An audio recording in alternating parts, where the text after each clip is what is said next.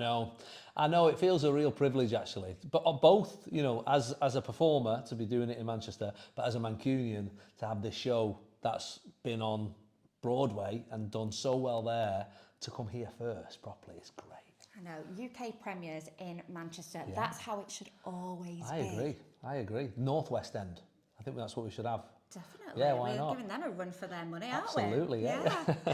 Now, the elephant in the room is, it's not about Shakespeare. As much as Richard Fleeshman as a bard would say it's about Shakespeare. Yeah. It's not. You're not going to get Romeo and Juliet. You're not No. going to get Macbeth. I wouldn't, if you were a Shakespeare scholar, I wouldn't be coming to test the timeline or the facts and figures of Shakespeare. Oh, to be fair, they have done a lot of research. There's a lot of great Shakespeare-based gags in there. But on a way, I would say that I never studied Shakespeare after the English at GCSE, and I get the gags. So there's nothing. But I think if you're trying to catch them out on the facts, then you will be able to do that. They're very clever. It's so clever. I mean, and every line as well just feels like there's a gag in there. Now, we know you're a funny man, but what's it like being on the other side I'm not this funny. of it? Because this is... you must want to co-op sometimes. Oh, I cry laughing. Even now in rehearsal, with 4 or 5 weeks in, I'm still laughing at Marisha, I'm laughing at Nigel, I'm laughing at Paul, brother Jeremiah.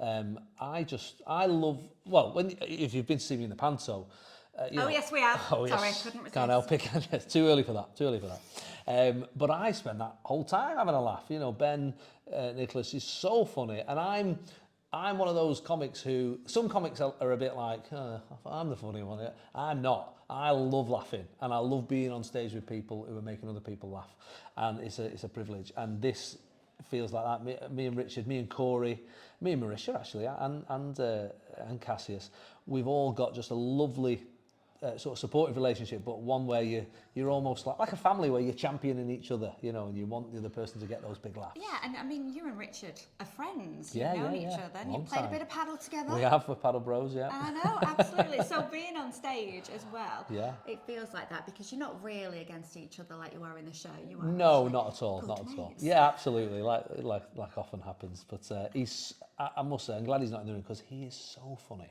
in this.